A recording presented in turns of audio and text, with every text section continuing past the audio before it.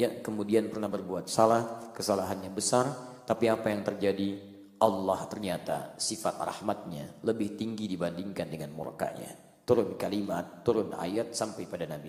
Qul ibadiyalladzina asrafu ala anfusihim la taqnatu min rahmatillah. Katakan Muhammad pada hambaku yang pernah israf berbuat dosa.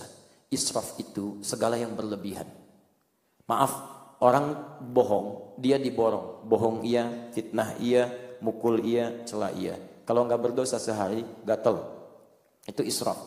Sama dalam berpakaian, israf. Semua ingin dibeli, padahal belum tentu dipakai. Israf. Makanan, israf. Jatah sarapan sekali, antum 3 piring, diambil juga. Masya Allah, itu yang paling bahaya. Kok ngambil 3? Nama saya 3 suku kata. Masya Allah, Dedi Muhammad Ramadan. 1 buat Dedi, 2 buat Muhammad, 3 buat Ramadan.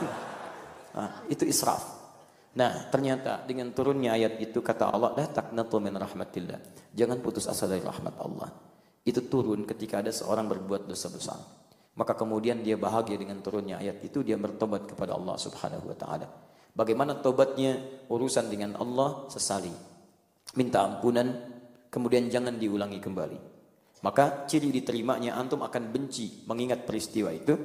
Antum tidak senang melihat kejadian serupa, dan antum bertekad untuk menghilangkan dalam kehidupan pribadi dan bisa mengajak orang lain untuk meninggalkan perbuatan buruk itu. Yang kedua, terkait dengan manusianya yang bersentuhan antum dengan itu pun harus diselesaikan. Salah satunya misalnya bisa dengan cara mengakui perbuatan dosa itu. Jika kemudian ada hukumnya hukum dunia, antum belum menikah, bisa kemudian misal kalau terjadi hal yang tidak menyenangkan, antum bisa menikahinya. Kemudian kalau terjadi misalnya pencurian, antum bisa mengembalikan barang curiannya. Kalau terjadi utang piutang, bisa mengembalikan utangnya. Kalau terjadi pembunuhan, bisa meminta maaf pada ahli warisnya. Kalau tidak dimaafkan, misalnya bisa mencari cara yang terlain. Kalau ada misalnya hukum Islam diterapkan, maka qisas berlaku di situ. Kalau tidak diterapkan, maka selama kehidupan dunia antum bertobat kepada Allah, isi dengan istighfar, tinggalkan keburukan dan kerjakan yang lebih baik lagi dengan amalan-amalan saleh yang lainnya. Dan semoga dengan itu ciri diampuni dosanya. Jika sudah tidak suka dengan keburukan, meningkat amal salehnya. Semoga Allah memuliakan antum dan memberikan pada kebaikan insyaallah.